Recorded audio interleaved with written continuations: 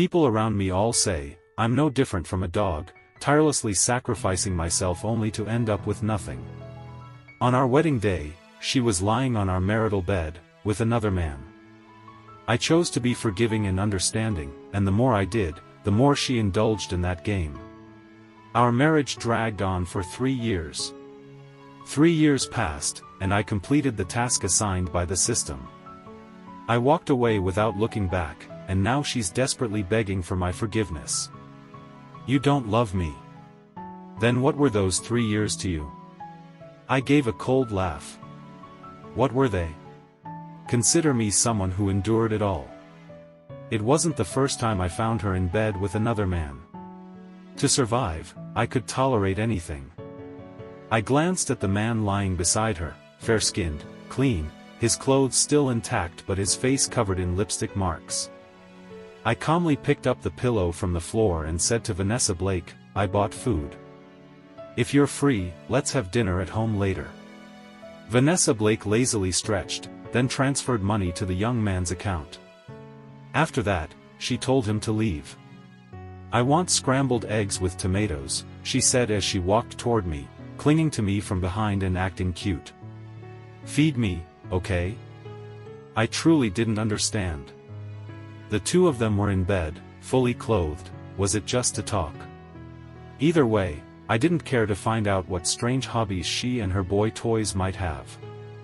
I simply didn't care. Loving someone so much that you let her be with other men, sharing her, that's just foolishness. I just thought that whatever Vanessa Blake did had nothing to do with me anymore. She meant nothing to me.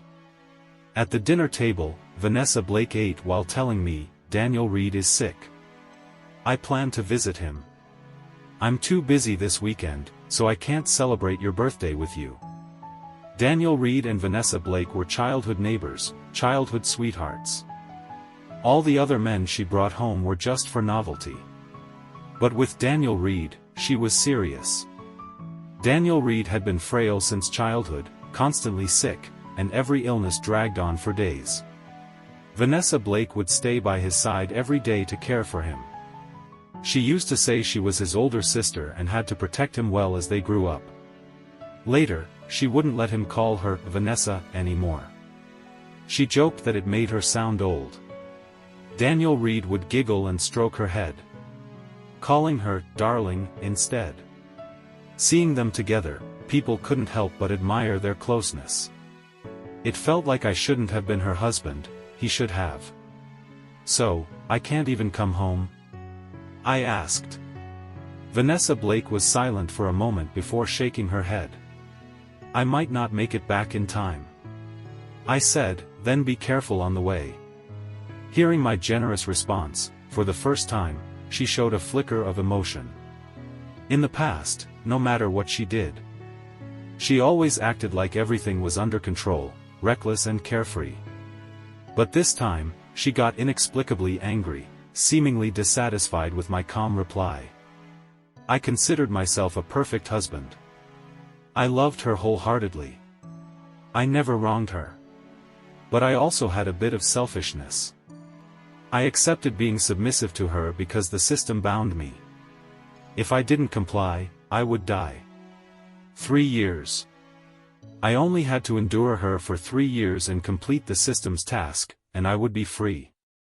Today marked the last day of the 2nd year. Looking at Vanessa Blake, now a little angry in front of me, I thought, I'm almost free. I couldn't help but laugh. I quickly added, isn't it good that I'm being generous? Don't you like it? If you think I haven't done enough, I can be even more generous. How generous, she snapped. Generous enough to divorce me and let me be with Daniel Reed? Is that enough for you? The spoon I brought to Vanessa Blake's lips was knocked to the floor by her. She suddenly got angry. Ethan Parker, what the hell is wrong with you? I quietly picked up the spoon. You're upset today. Did something happen? Vanessa Blake looked at me suspiciously. Ethan Parker, if there's something you're unhappy about, just say it. If you're mad because I couldn't celebrate your birthday this weekend, I can make it up to you next week with a private celebration. But acting like this, it's meaningless. Like this? It's been over 2 years. In all that time. She suddenly got angry. Ethan Parker, what the hell is wrong with you? I quietly picked up the spoon. You're upset today. Did something happen? Vanessa Blake looked at me suspiciously. Ethan Parker, if there's something you're unhappy about, just say it. If you're mad because I couldn't celebrate your birthday this weekend, I can make it up to you next week with a private celebration. But acting like this, it's meaningless. Like this? It's been over 2 years. In all that time.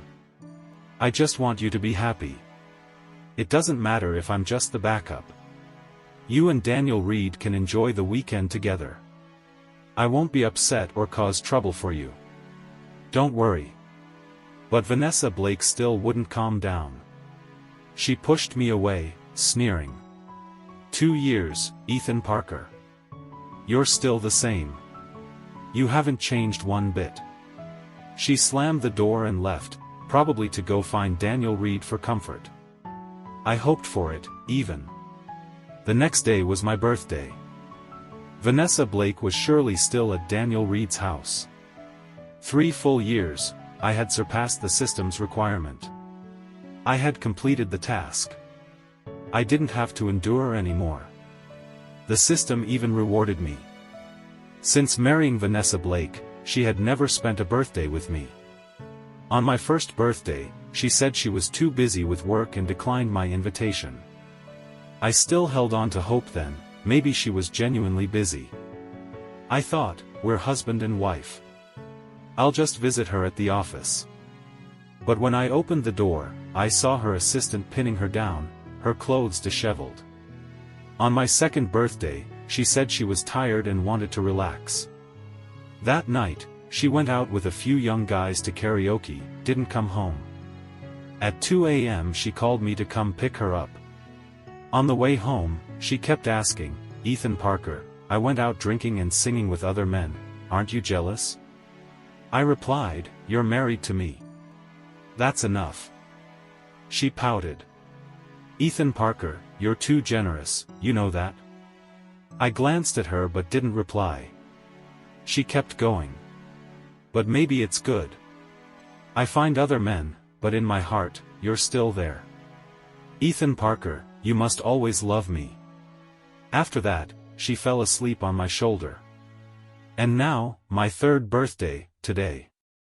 Because Daniel Reed was sick, she not only argued with me yesterday for no reason, but also completely disappeared today.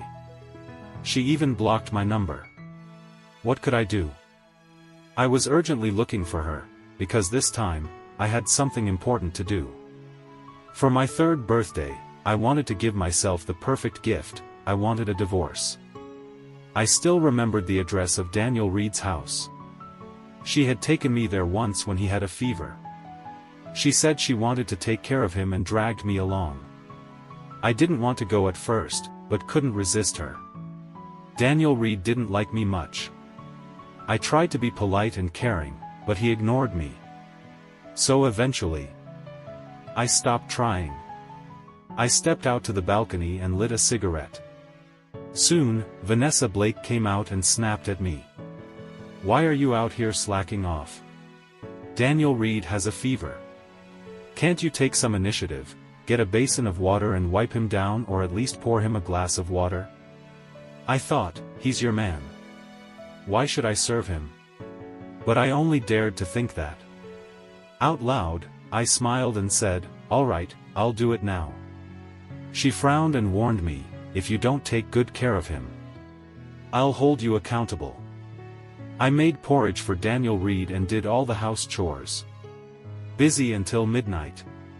Vanessa Blake had already gone to sleep in the next room. I brought a basin of water for him again. Let me wipe you down. Daniel Reed angrily knocked over the basin, splashing water all over the bed. So eager, huh? Ethan Parker. He scoffed. A pathetic third party like you dares act all high and mighty with me, the real husband? But as I said before, I just wanted to survive. I didn't care about the rest. I shrugged. What's wrong? He said nothing, just stared out the window. It was pitch black outside. I couldn't tell what he was looking at. Then he suddenly got out of bed, brushed off the water, not looking sick at all. I've never seen anyone pursue a woman like you, he said. You think if you keep being patient and tolerant, Vanessa will fall for you? Stop dreaming. I picked up the basin. Buddy, I'm really not interested in competing with you. If you like her, wait 3 years. After that, I'll divorce her. Daniel Reed still wanted to say something, but the sound of the water basin hitting the floor woke Vanessa Blake. She rushed over and, seeing the bed soaked with water, slapped me without a word. Ethan Parker, are you a child? Bullying someone who's sick, aren't you ashamed? Daniel Reed smiled smugly and grabbed Vanessa Blake's arm. Vanessa, don't be like that. Ethan Parker didn't mean it. I just didn't manage to catch the basin in time. It was the first time I truly witnessed what it meant for a man to act like a sly manipulator. I pulled the wet blanket off and used the mop to clean up the water on the floor. It's my fault. It won't happen again. But Vanessa Blake was still furious. She grabbed my collar and dragged me into her room, arms crossed as she stared at me. I brought you to Daniel Reed's house and asked you to take care of him. You're not satisfied with me, are you? No, you're overthinking. Ethan Parker, I really can't understand you. That night, Vanessa Blake kicked me out. It was raining outside, and my phone and car keys were still inside Daniel Reed's house. In the middle of the night, with no transportation options left, I sat helplessly outside the door the whole night. The next morning, Vanessa Blake opened the door, saw me, and kicked me a few times in disgust, calling me filthy and refusing to let me ride in the car with her. She threw my phone at me and told me to call a ride myself. Because I was soaked all night, I caught a cold and developed a fever. I couldn't hear what Vanessa Blake was saying anymore. I took my phone and staggered away. After getting home, I took a hot shower, went to the hospital for an injection, and bought some medicine. That night, Vanessa Blake returned home but didn't ask me a single question. She just said indifferently, if you're better, then go cook. Otherwise, what good are you? Memories came flooding back. At some point, I had arrived in front of Daniel Reed's house. I rang the bell. No one answered. I rang again. The door opened, and Vanessa Blake appeared in a thin silk nightgown. Ethan Parker, she frowned slightly and asked irritably, what are you doing here? I came to get a divorce. I smiled calmly. What now? Another of your games? I'm not in the mood to play house with you. She started to close the door, but I stopped it with my foot. I'm not joking. It'll only take a few minutes to sign. She ignored me, but just then, Daniel Reed appeared. Vanessa, who was ringing the bell just now? He asked as he walked over. Seeing me, his face turned pale. He probably thought I came to win Vanessa Blake back. This guy really hit the jackpot, but I came to do him a favor. Ethan Parker, why are you here? He asked, his worry and unease clear. Vanessa will be staying here with me for a few days. I gave him a radiant smile. I came to keep a promise. What? My words clearly made Daniel Reed uncomfortable. Did you forget? I told you before, if you liked her, I'd divorce her after 3 years. So here I am, with the divorce agreement. If you two hurry, you can even register your marriage today. What the hell are you talking about? Vanessa Blake pushed me away hard. Ethan Parker, you've pleased me for 3 years, and now all of a sudden you're being unreasonable. Why can't things just go back to how they were? Back to how they were? Are you joking, Vanessa Blake? Back to where you bossed me around like a dog? I laughed. Talking to you is a waste of time. She snatched the divorce agreement from my hand. You want a divorce, fine. I'll sign it. But don't regret it later. Even if you come begging like a dog, I won't pity you again." Despite her hurtful words, she signed the agreement without hesitation and handed it back to me. I was ready to leave happily. But Daniel Reed suddenly grabbed my arm with a fake smile. "Today is my birthday. Stay for a meal before you go." Vanessa Blake was stunned. I could see a flicker of displeasure on her face. I didn't even need to think to know that Daniel Reed was showing off to me. But what did he have to show off? No matter how bad I was, I had been married to Vanessa Blake. And him? Despite acting superior, he was still just a hidden third party. He thought I was devastated. He thought he had won. But to me, I never considered him a competitor, because they weren't even in the same league. There was no point saying more. I had no interest in being entangled with them anymore. What mattered most now was to use my savings to buy a house somewhere else, get away from them, and start a new life. No need. Happy birthday. You two enjoy yourselves. I brushed off Daniel Reed's hand and walked away without looking back. When I got home, I packed my things without resting even for a moment. I was desperate to leave. This awful place, anyone who wants to stay can stay. As for Vanessa Blake, whoever wants to serve her, let them. I booked the earliest flight to London. As soon as I landed, I found an agent and started house hunting. After buying a house, I bought a car, hired a housekeeper and a technician. That night, back at home, I turned on my phone and looked at it. There were 2 missed calls. From Vanessa Blake and a message on Telegram: "Why didn't you answer my calls? There's a limit to how far you can take a joke." I coldly deleted her Telegram account and blocked her number. I had been waiting for this moment for a long time. Back when I still lived at home and endured everything, Vanessa Blake often didn't come home at night. I called just to make sure she was safe, but she would always respond with just 4 dismissive words, as if my concern was worthless. From that point on, I stopped caring about her. Where she went, who she was with, how long she'd be gone, I no longer asked. Just as I no longer cared. I deleted every bit of her contact information. She didn't need to know where I was, because she had no right to. After completely cutting ties with Vanessa Blake, I began living freely, happily. Life is short, and I had already wasted 3 years. The rest of it, I was determined to enjoy. 2 weeks later, I went out to have fun as usual, but unfortunately, I was blocked at the door by Vanessa Blake. Her cheeks had sunken. Dark circles deep under her eyes, her entire body looked exhausted. As if she hadn't slept in days.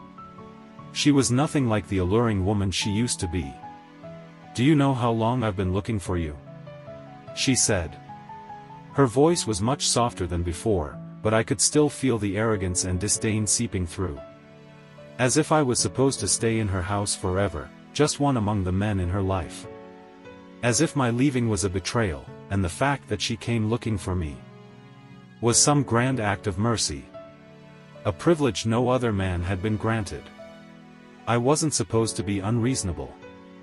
I was supposed to bow my head, admit fault, maybe even, like before, kneel in front of her like a dog. And beg for forgiveness. Ha! What nonsense! Miss Blake, that won't be necessary. I brushed her hand away and smoothly pushed her aside with a smile. Sorry, I've got plans with friends today. Please, help yourself. Ethan Parker. How long are you going to keep this up?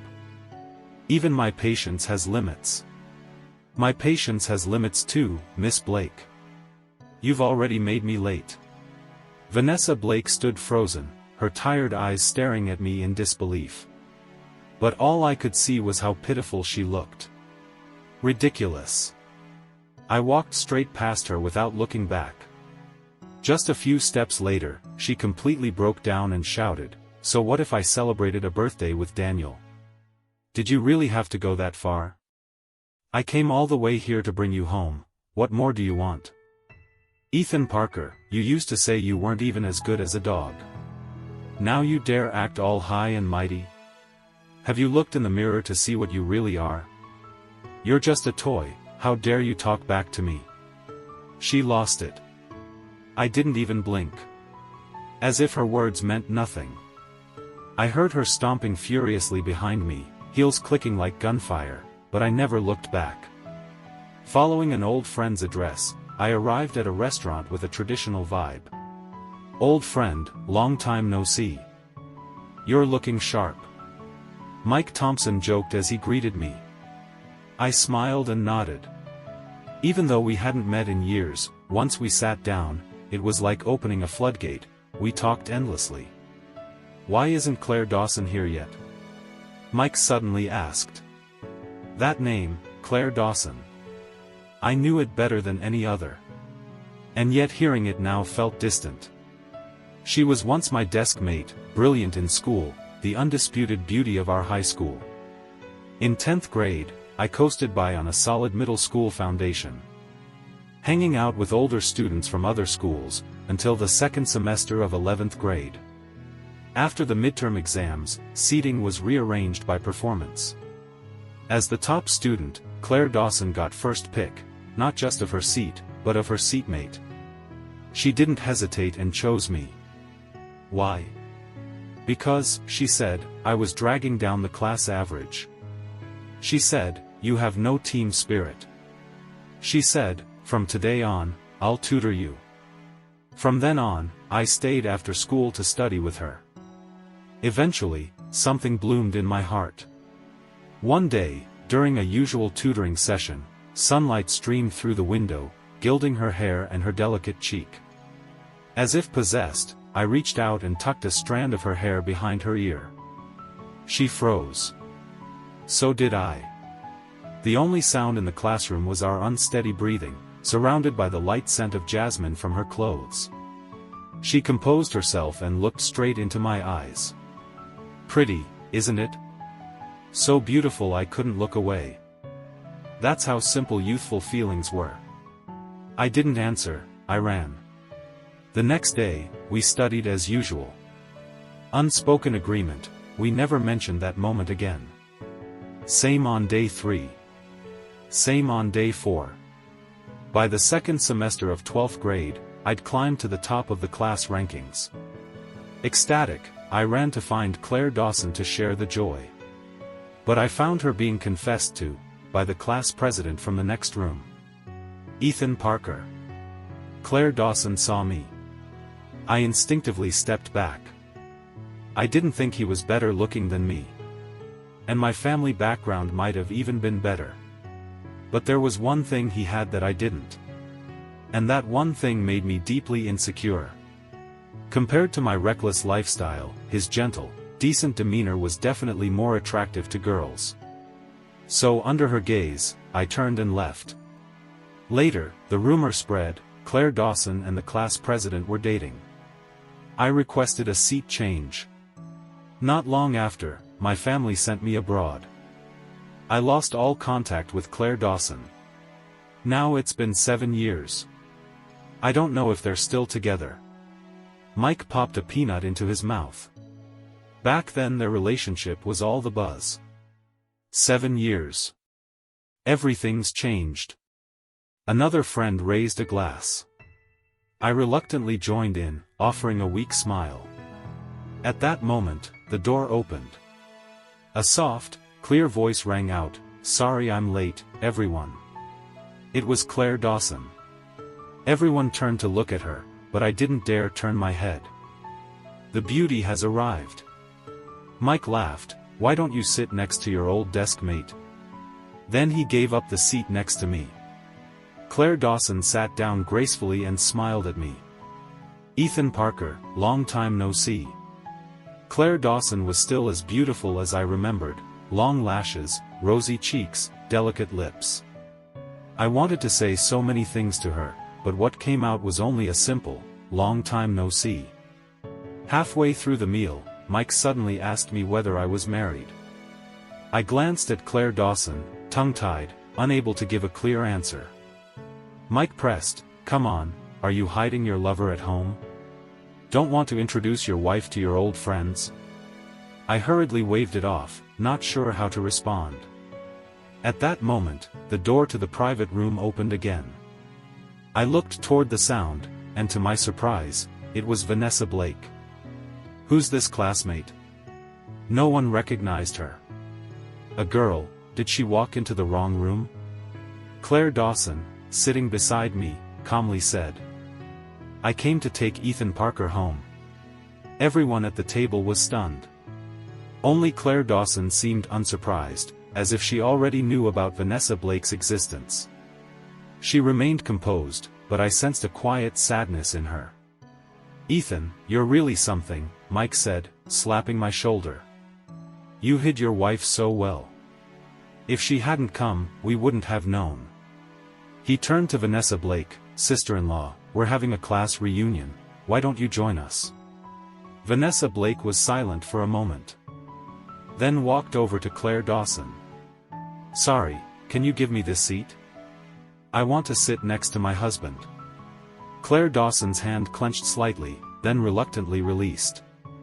She was about to stand when I gently held her shoulder down. "Sit still. Stay here. Don't move," I said quietly. Then I stood up and gave Vanessa Blake a polite smile. "Miss, I'm currently single. You've got the wrong person." The room fell silent. Everyone just watched, waiting for the drama to unfold. Vanessa Blake's face flushed red with humiliation. "Ethan Parker, don't go too far." I sighed. "Let's be honest. We're divorced. Vanessa Blake, stop clinging to me. Let yourself go." Her face darkened. She glanced at Claire Dawson again, suddenly dazed. "Ethan, I was wrong. Come home with me. I'm begging you. I already told you, we're divorced. We have nothing to do with each other anymore. Vanessa Blake, if you still have a shred of self-respect, please leave. Don't be unreasonable. Otherwise, I'll call the police." She was clearly unwilling, but being someone with a public image, she didn't make a scene. "I'll wait for you at home," she said and left. Our classmates had heard the whole exchange. Realizing there was some history between us, they tactfully avoided mentioning her again. Apart from that interruption, the reunion was cheerful and warm. After the party ended, I drove Claire Dawson home. We didn't say a word the entire ride.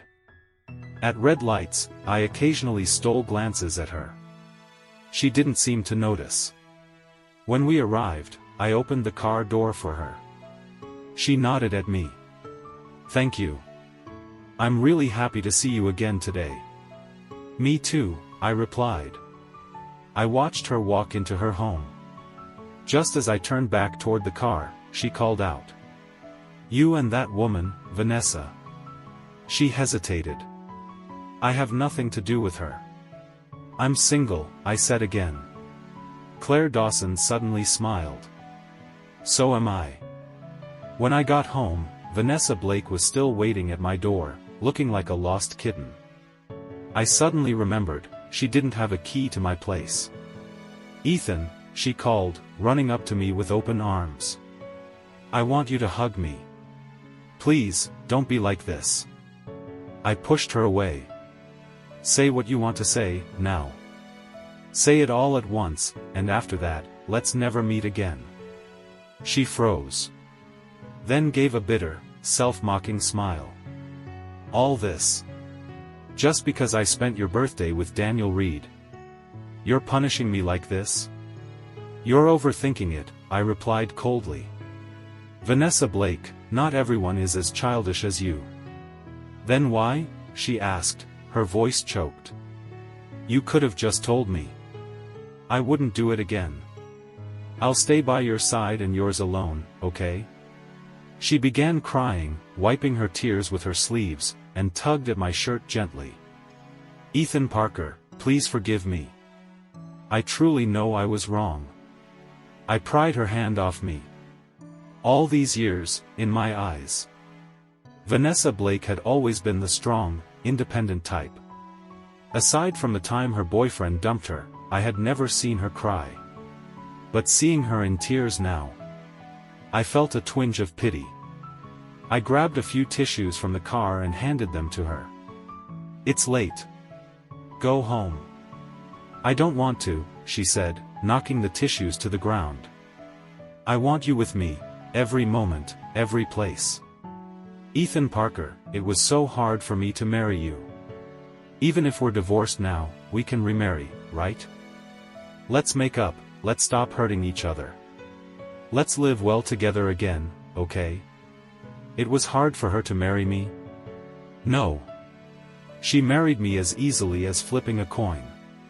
If she had said this right after our wedding, maybe I would have softened. But it's been 3 years. 3 years of her partying and flirting with other men. Now she says she wants to forget the past and start over. What a joke. Vanessa Blake, there's no going back. I sincerely wish you happiness with Daniel Reed till your hair turns gray. Her makeup was smudged from crying. She looked just like she did 7 years ago. When her boyfriend dumped her and she stumbled into my bar, heartbroken. That night, her face was tear-streaked just like now. She mistook me for a gigolo. Told me I was the most handsome of the bunch. Said she wanted to hire me. I followed her into the private room. She stripped down without a word. I hurriedly put her clothes back on. "Miss Blake, how about we play a different game?" I said. Something in her broke, but she still kept up that air of elegance. "What kind of game?" "Let me be the one to keep you. You follow my rules." She raised an eyebrow. "You're into roleplay? Got costumes? Props?" I shook my head. "Nothing like that." "Then what do you want me to do?" "Lean on me. Cry your heart out." I told her not to worry. That I was deaf since childhood, and my vision wasn't great either. She laughed at that. Then laughed until she cried. After that night, she said she wanted to date me. I knew she was just angry and saying things on impulse. But her impulse matched what I wanted.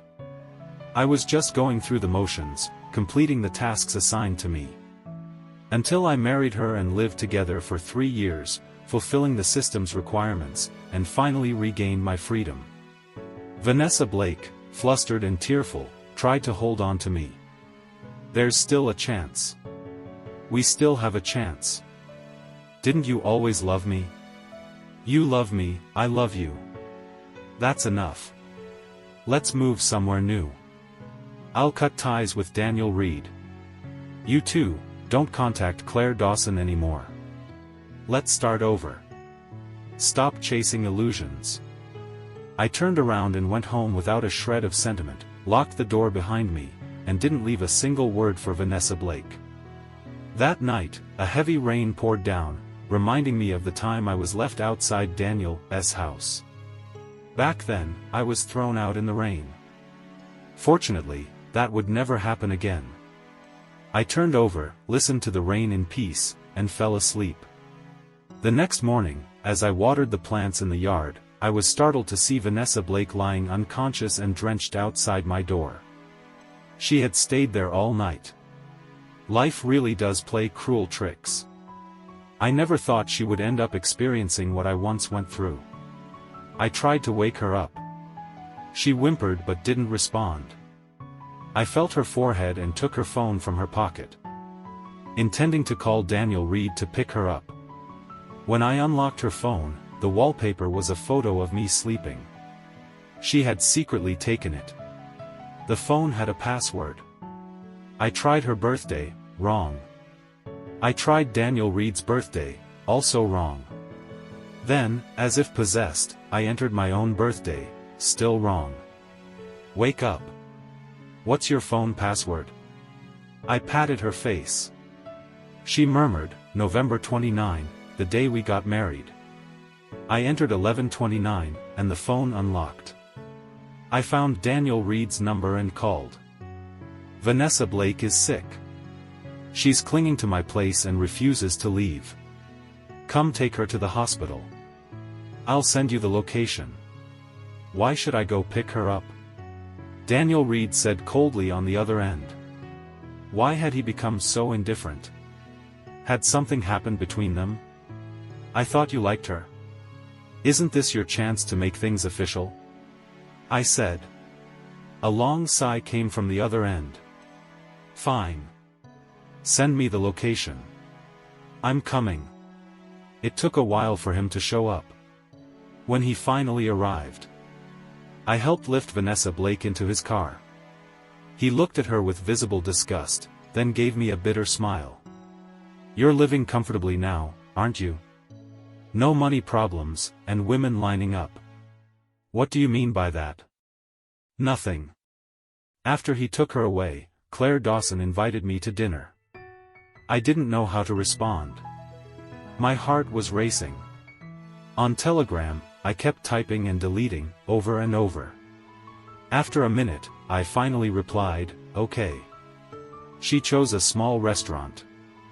Their stir-fried noodles were really good. Back in high school, we often went there for late-night snacks. It was surprising that the little eatery was still around. We chatted casually, but then she suddenly brought up Vanessa Blake. Did you divorce her out of spite?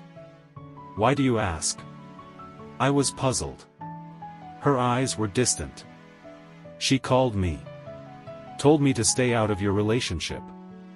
That it was hard for you two to come this far, and if there were still feelings, you should reconcile. I frowned. Claire Dawson, I dressed nicely today to see you, not to be told to get back with her. Do you think there are still feelings between me and Vanessa Blake? She looked genuinely surprised. What about us, Phuong Nguyen? What about us? I echoed. She lowered her gaze. We have fate, but not the timing. That's not it. I disagreed. I don't love Vanessa Blake, and you said you're single too. Claire Dawson, can we give this a try? I don't want to hear vague answers like, fate but no timing. If you don't like me, you can leave right now. But if you do... I swallowed hard, my nerves making my voice hoarse. I lowered my head and gently kissed her ring finger. Then I'll start pursuing you. And so, Claire Dawson and I were together. We ate, walked, watched movies, did all the things couples do. 7 years had worn away our innocence. I took her to the street food market where we made memories back in high school, and we bought a lot of snacks together. As I was about to leave, I ran into Vanessa Blake. She stood weakly in front of me.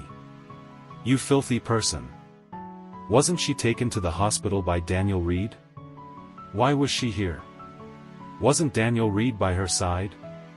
Are you and Claire Dawson together now? Vanessa Blake asked me. Yes, I replied bluntly.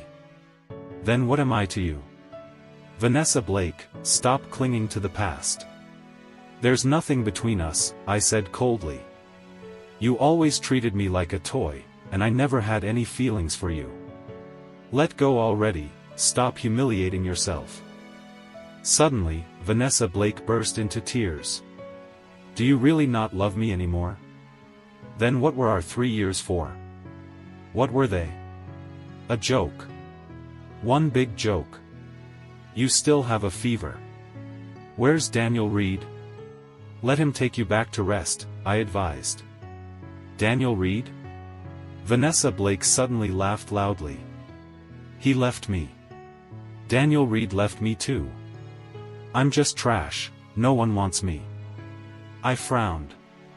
I'll call Uncle Joe to come get you. I don't need that. She looked at Claire Dawson standing beside me. You're really good. I calculated everything for so long, but in the end, you still won. Vanessa Blake staggered a few steps forward. I regret it.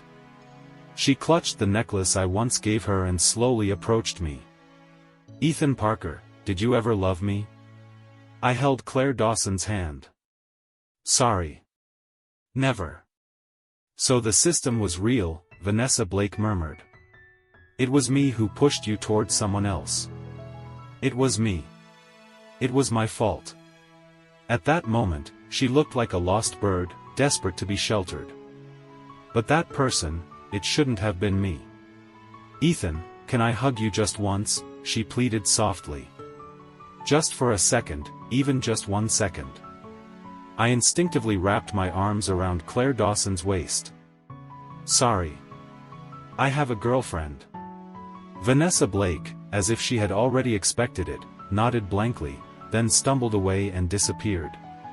After that, I never saw Vanessa Blake again, nor heard anything about her. Only once, during a business dinner with other CEOs. I heard that Vanessa Corporation had gone bankrupt and was acquired. As for the former CEO, no one knew where she was. Some said she ran off with a male escort. Others said she drank excessively, developed cancer, and was being treated in a hospital. There were even those who claimed she sold her house for some cash and returned to her hometown to run a small business. People said all sorts of things. I just smiled quietly. Vanessa Blake's ending was truly tragic. If she had come to me more often, maybe I would have helped her a little. But I thought, if I never saw her again, if she stayed out of sight, then perhaps that was for the best. In the 3rd year of dating Claire Dawson, we got married. She often lay in my arms, teasing me with a question, "Did you really never like Vanessa Blake?" I shook my head. No. This time, she added another question, "Then why did you marry her?" "That's a long story," I said as I gently caressed her forehead. "Do you want to hear it?" Claire Dawson nodded. And so, one afternoon as we lay on a hammock on the balcony, basking in sunlight, I told her about all the strange things related to the system. We talked for a long, long time, until the sun began to set, casting golden rays over her hair. She said, "Ethan Parker, let's have a baby." Meanwhile, in an epilogue of Vanessa Blake's story, she recalled a night at a bar when she met a stunningly handsome male escort. He was unlike the others, gentlemanly, refined, well-spoken. She immediately asked to keep him for herself. He smiled softly, not refusing. But when she opened a room and tried to undress, he dressed her back up instead. He told her, "If you want to cry, then cry." He was different, just one look and he knew she'd just been heartbroken. She cried for a long time in his arms. She hadn't intended to cry, after all, it was just a man. Men were easy to find. But his embrace was so warm, she couldn't hold back. She impulsively asked him to date her. Even though she didn't even know his name, strangely enough, he agreed. After one day of dating, she finally learned his name, Ethan Parker. He treated her incredibly well, so well it felt unreal. She also wanted to be good to him, but that was only a thought. She never once thought about a future with him.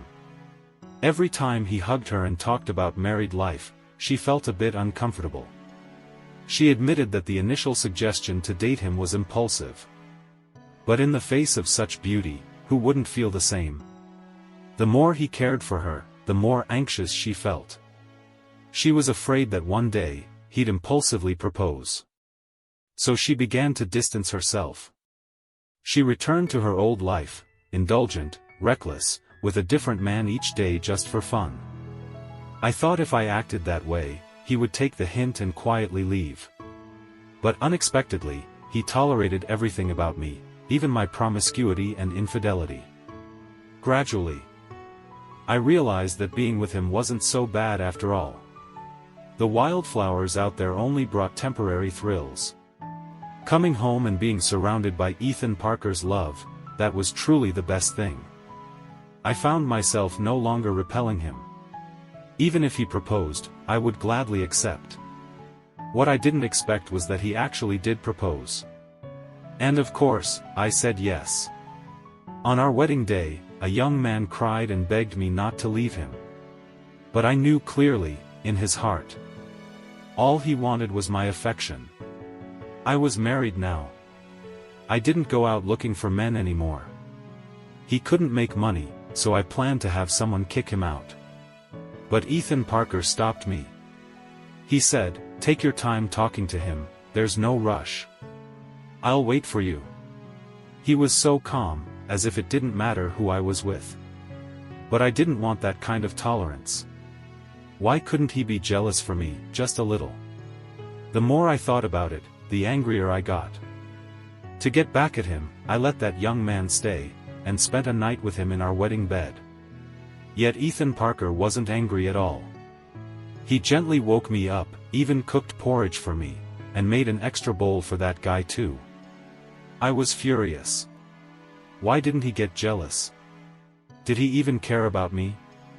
I didn't dare get close to him anymore. I was afraid I'd fall too deep. I went to see Daniel Reed. He was my childhood friend, a few years younger than me. We'd known each other since we were kids. I knew he liked me. So I shifted the love Ethan Parker had for me onto Daniel Reed. He was weak and timid, but at least he got jealous. I felt loved. I was satisfied. Besides, I turned to young men to comfort myself, because deep down, I felt empty. Maybe only one person could fill that void. Unfortunately, that person didn't care at all. After being with Daniel Reed for a while, I felt like maybe I didn't need Ethan Parker anymore. Actually, they were quite similar. Maybe I'd be happier with Daniel Reed. Until one day, Ethan Parker told me, "Let's get divorced." Of course, I didn't agree. But I didn't have the pride to beg him, so all I could do was curse him, argue, cause trouble, hoping there was still a chance to pull him back. But reality proved otherwise. I was just wishfully thinking. Ethan Parker still left. Heartbroken, I went to find Daniel Reed to vent. But he told me, this was bound to happen. I asked him why. He said Ethan Parker was bound by the system. The system's mission was to conquer me and marry me for 3 years before he could be free, otherwise, he'd be punished. I didn't believe it.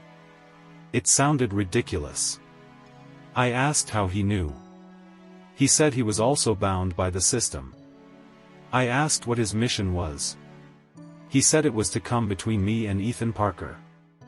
Once we divorced, he would be free. So it turned out, the two men closest to me were only near me because of their own missions. I felt like a joke. I cut ties with Daniel Reed, had a huge fight with him. Then I went to find Ethan Parker. I crashed his class reunion. I thought if I harmed myself like this, maybe he'd pity me and we could reconcile. But that wasn't the case. Even though I had a high fever, he just called Daniel Reed to come get me. He truly didn't care anymore. I watched Ethan Parker and Claire Dawson get back together, watched their love grow deeper and deeper, and I couldn't do anything. One last time, I tried to gamble everything. I made myself look pathetic and went to find Ethan Parker, hoping for a little sympathy from him. I told him I just wanted one hug. Just one. But even that simple request, he refused. I regretted it. I knew I had lost Ethan Parker, forever. If you're enjoying the story, don't forget to like and subscribe, it really helps the channel and keeps more videos coming your way. Thank you for listening.